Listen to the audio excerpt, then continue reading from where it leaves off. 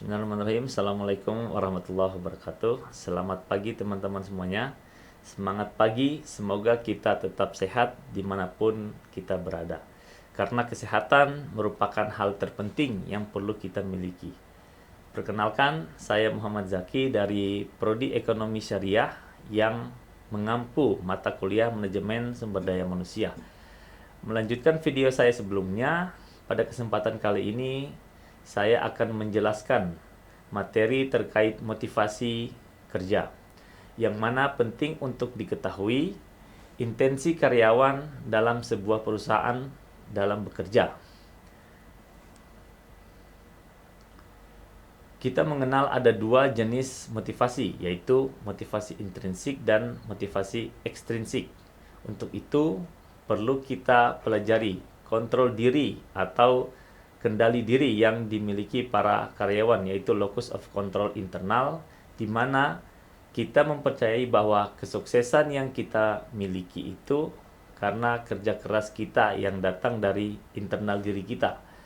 Sedangkan locus of control eksternal, bahwa kita meyakini kesuksesan atau keberhasilan yang kita raih datangnya dari luar kendali kita, seperti misalkan bantuan orang dalam, kemudian banyak uang dan lain-lain yang datangnya dari luar diri kita.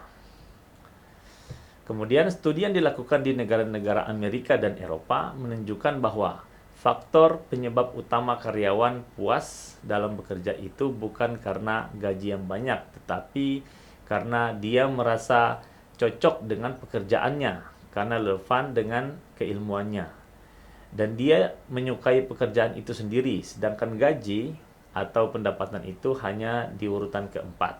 Tentunya jika diadakan di Indonesia bisa berbeda hasil survei ini. Kemudian kita perlu membahas beberapa teori motivasi untuk mengetahui intensi karyawan dalam bekerja itu dipengaruhi apa saja dan kenapa karyawan melakukan hal tersebut, dan untuk memprediksi perilaku karyawan dalam perusahaan. Yang pertama kita kenal ada teori hierarki kebutuhan yang dikembangkan oleh Abraham Maslow.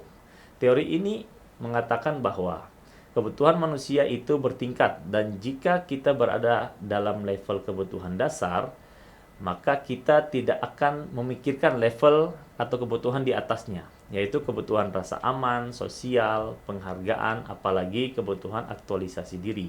Dan jika kita sudah berada di level kebutuhan di atasnya, maka kebutuhan di bawah bukan menjadi fokus pencapaian kita, tapi bukan menjadi sesuatu yang kita tidak pedulikan.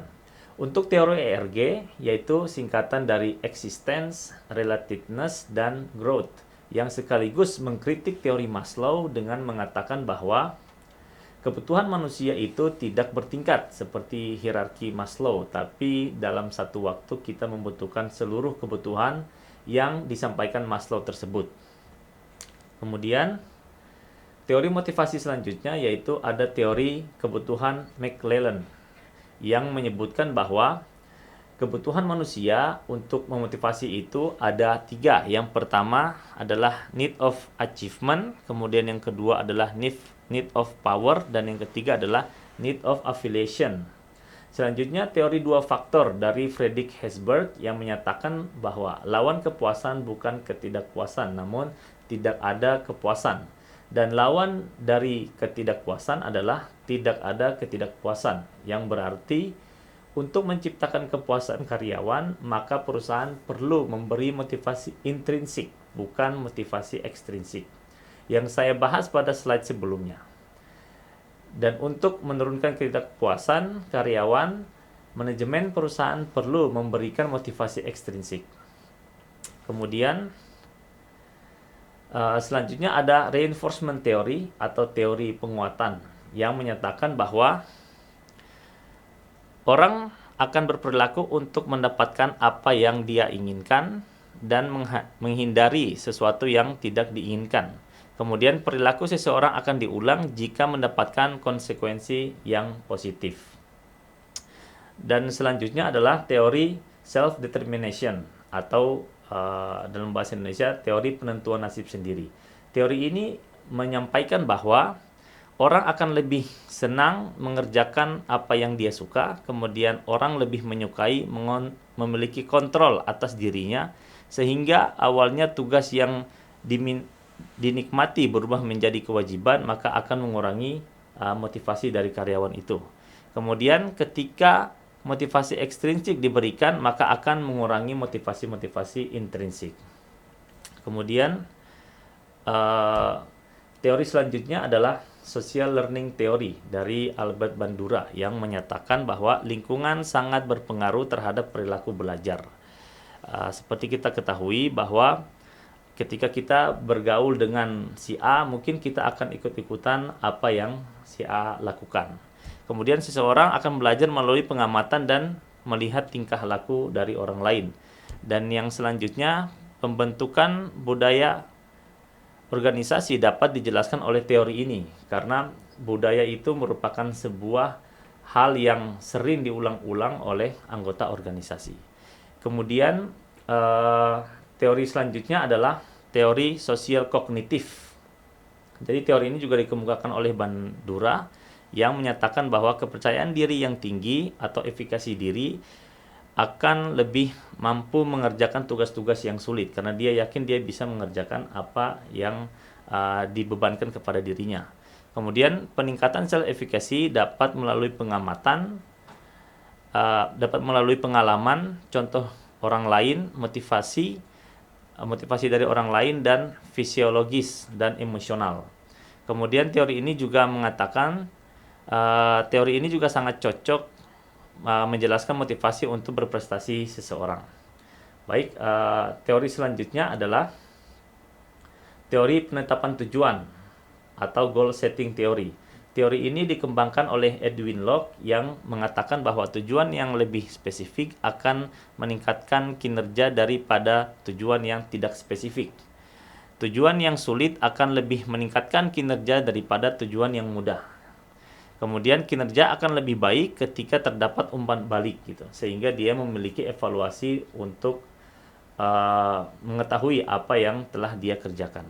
Kemudian teori selanjutnya adalah equity theory atau teori keadilan. Nah, teori ini menjelaskan bahwa perbandingan mengenai usaha atau input dengan output seseorang. Jadi seseorang yang ada di dalam sebuah organisasi akan membandingkan apakah gajinya itu lebih kecil jika dibandingkan dengan usaha yang telah dia kerjakan. Kemudian teori ini juga menjelaskan ada 3 jenis keadilan dalam organisasi. Yang pertama adalah distributive justice, yang kemudian yang kedua adalah interactional justice, dan yang ketiga adalah procedural justice. Nah, kemudian teori ini dapat menjelaskan kepuasan kerja karyawan dengan baik. Baik, untuk teori motivasi selanjutnya yaitu teori ekspektansi atau teori harapan. Teori ini menyatakan bahwa seorang individu akan berperilaku atau bertindak dengan cara tertentu karena mereka termotivasi untuk memilih perilaku tersebut karena hasil yang mereka harapkan adalah perilaku yang akan dipilih. Contohnya, karyawan meyakini bahwa upaya yang mereka lakukan akan menghasilkan pencapaian kinerja yang mereka inginkan. Kemudian mereka meyakini bahwa mereka akan menerima upah jika ekspektasi kinerja terpenuhi. Nah, setelah mendapatkan reward atau upah tadi, maka akan muncul valence, yaitu ditandai dengan sejauh mana karyawan tersebut menghargai hasil atau imbalan yang diberikan kepadanya. Jadi, kalau karyawan merasa imbalan yang diberikan tidak mereka inginkan, mereka tidak akan mengambil tugas-tugas tersebut. Dan teori selanjutnya adalah teori of planned behavior atau kita kenal dengan TPB yang dikemukakan oleh Ajizen. Teori ini mengatakan bahwa intensi seseorang melakukan perilaku yang dibagi menjadi 3, yaitu sikap terhadap perilaku, yaitu seseorang individu akan melakukan sesuatu jika perilaku tersebut dianggap berdampak positif bagi dirinya. Dan yang kedua, norma subjektif atau seseorang percaya bahwa orang lain akan menyetujui seandainya mereka melakukan perilaku tersebut. Dan yang terakhir adalah persepsi kontrol perilaku yang dilakukan apakah mereka mampu mengendalikan perilaku yang mereka kerjakan tersebut. Baik, berikut beberapa teori motivasi yang perlu kita ketahui agar kita dapat mempelajari intensi dan perilaku karyawan di tempat kerja. Dan jangan lupa, motivasi bekerja kita salah satunya untuk mendapatkan ridha Allah. Inna rabbaka yastur rizqa liman yasha wa yaqdir. Sungguh Tuhanmu melampangkan rezeki bagi siapa yang Dia kehendaki. Cukup sekian video kali ini. Saya Muhammad Zaki. Sampai jumpa pada video-video saya selanjutnya. Wassalamualaikum warahmatullahi wabarakatuh.